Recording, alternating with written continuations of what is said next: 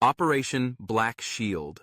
In the heart of post-invasion Iraq, where every day brought new chaos and the threat of insurgency loomed over every block, Blackwater was called upon to undertake some of the most dangerous urban security missions.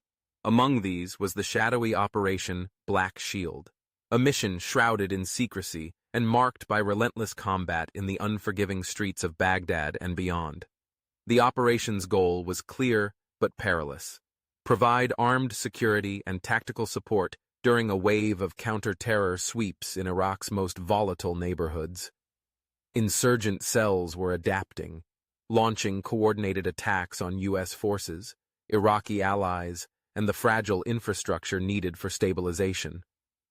With regular troops stretched thin and threats multiplying, the U.S. military and intelligence community turned to Blackwater to provide a hardened, rapid response force capable of urban warfare. Blackwater's teams, composed of battle-tested veterans from the world's elite special operations units, were dispatched to the front lines of Baghdad's most contested districts. They manned armored convoys, established defensive perimeters around key sites, and supported joint raids with Iraqi and coalition forces.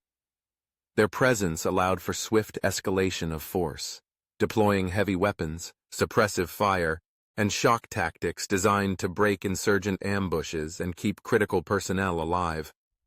Urban warfare is chaos on a different scale. Narrow alleys, crowded markets, and rooftops crawling with snipers made every mission a gamble. During Operation Black Shield, Blackwater operatives adapted quickly, leveraging intelligence to predict attack patterns, using advanced surveillance gear, and coordinating with helicopter support for overwatch. In the din of battle, their discipline and aggression often made the difference between survival and catastrophe. Yet, Operation Black Shield wasn't just about brute force. Blackwater also focused on protecting reconstruction teams, engineers, and aid workers attempting to restore electricity, water, and essential services. Their mission extended to crisis management, evacuating wounded, reinforcing positions during surprise attacks, and maintaining communications under fire. They provided a sense of stability in places where the rule of law had broken down completely. As the operation continued, insurgent tactics evolved. Car bombs, coordinated assaults, and misinformation campaigns forced Blackwater to refine its own strategies, rotating teams, varying routes, and developing countermeasures to IEDs and ambushes. The learning curve was steep, but the stakes were too high for failure. Controversy inevitably followed. Some Iraqis viewed Blackwater's armored presence as a sign of occupation rather than protection. Their rules of engagement, less constrained than regular military protocols, sometimes led to collateral damage and strained relations with the local population. International media highlighted the blurred lines between military operations and private force, fueling debates about accountability, legality, and the growing privatization of war.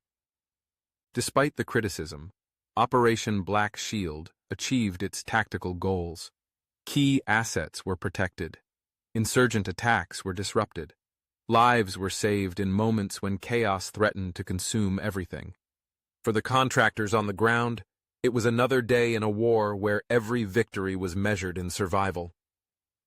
The legacy of Operation Black Shield is etched into the history of Blackwater's involvement in Iraq, an emblem of how private military power was wielded on the urban front lines, far from oversight, and often in the darkest corners of modern conflict. It was a mission defined by speed, firepower, and a willingness to do what others could not. And for those who lived through it, it was war at its rawest, merciless, unpredictable, and forever in the shadows.